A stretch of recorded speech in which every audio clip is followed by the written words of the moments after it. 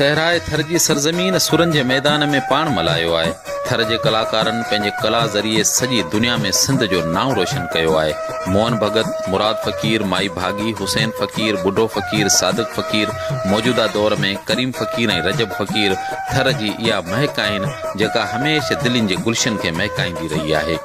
लोक गायकी में माई भागी खां पोइ फौजिया सूमरो अहिड़ो नाव आहे जंहिंजे आवाज़ में मारी जी मलीर ऐं मारवनि जी मन आशना जी इहा सदा आहे जंहिंमें पारे नगर जी तहज़ीब जो पड़ाड़ो गूंजे थो। नगर पारकर तहलके जे ॻोठ खारसर में हाजी नाथो जे घर में जनम वठंदड़ हकीमा बालक पुण खां जवानी ताईं ॻोठ में वक़्तु गुज़ारियो।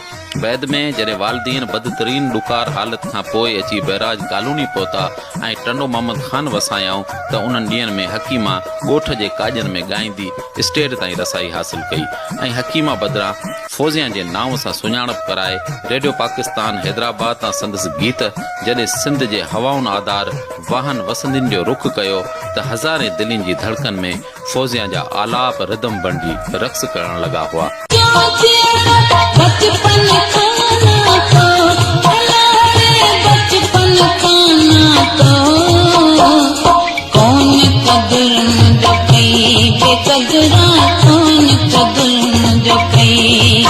इहो ऑडियो कैसेटुनि जो उरूज जो दौर हो। साल 1991 ऐं 92 खां वठी संदसि विछोड़े वारे साल 2002 ताईं फौजिया राग जी दुनिया ते राज कयो।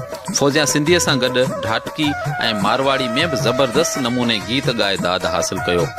हिन उर्दूअ में बि गीत ॻाया पर सिंधी ऐं ढाटकी ऐं मारवाड़ी संदसि सुञाणप जो सबबु बणिया।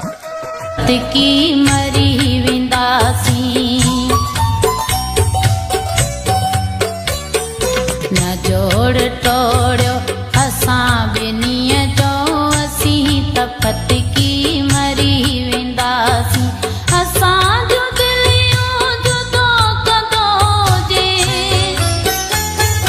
असांजो दिलियूं जुदो कदो जे अवां जे हथड़नि में दम ॾींदासीं। न जोड़ तोड़ियो असां ॿिन्हीअ जो फतकी मरी वेंदासीं। फौजिया सूमरो थर जहिड़े पुठिते पियल इलाइक़े जे हिकिड़े नंढड़े ॻोठ मां उभरी जेका कला खेतर में मञता हासिल कई अहिड़ी मञता क़िस्मत वारनि खे नसीब थींदी आहे। संदसि मञता जो सिॼ कॾहिं बि लहिणो न आहे छो त अॼु बि सिंध जे वाहड़नि ऐं वसंदिन में फौजिया जे गीतनि जी गूंज ॿुधण में अचे थी।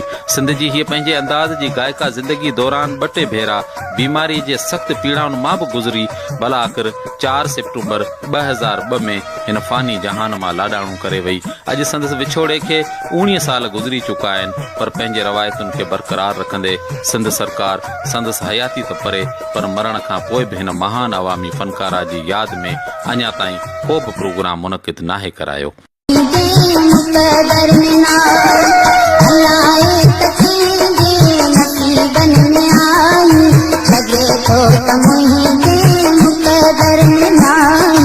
लगे तो